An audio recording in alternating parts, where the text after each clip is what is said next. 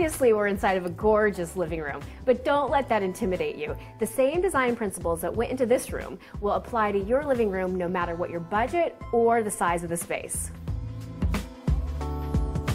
Every room needs a focal point to start from. So it could be a fireplace if you have one, or a piece of artwork. It could be as simple as a TV or an armoire, but you need something that's eye-grabbing and eye-popping to stop the attention, and then you group the furniture around that space.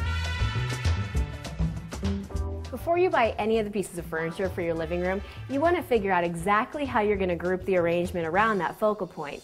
You want to allow for maximum flexibility in the space and good conversation and good traffic flow. You want to make sure you can get from point A to point B without tripping over anything. I like to have little spaces for conversation. For instance, the nice chairs here in front of the fireplace, that's so cozy. And then I like to pull the pieces away from the walls and float things right in the center of the room. Now we can start talking about your furniture choices. You want to anchor in the big pieces first, like your sofa. And I like to keep that fairly neutral in tone because that can transition with you through different homes and different lifestyle and design changes too. I like to keep just clean, classic lines as much as possible and cushions that detach, because if you spill a glass of wine, you want to be able to flip that over.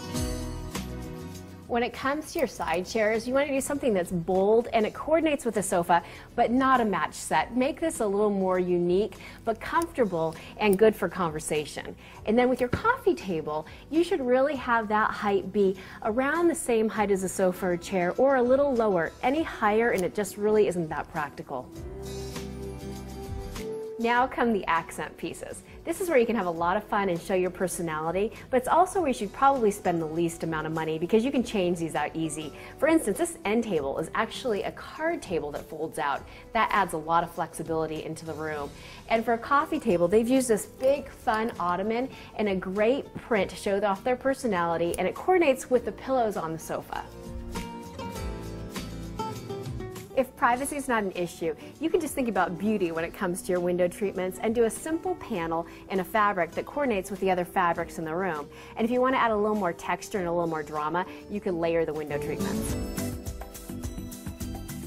The very last additions should be the accent pieces, the accessories, the plants, the area rugs, and the lamps. These will just tie the look together. Remember also, as you're designing your space, do something that's comfortable for the lifestyle of your family. If you're not comfortable in your room, no one else will be.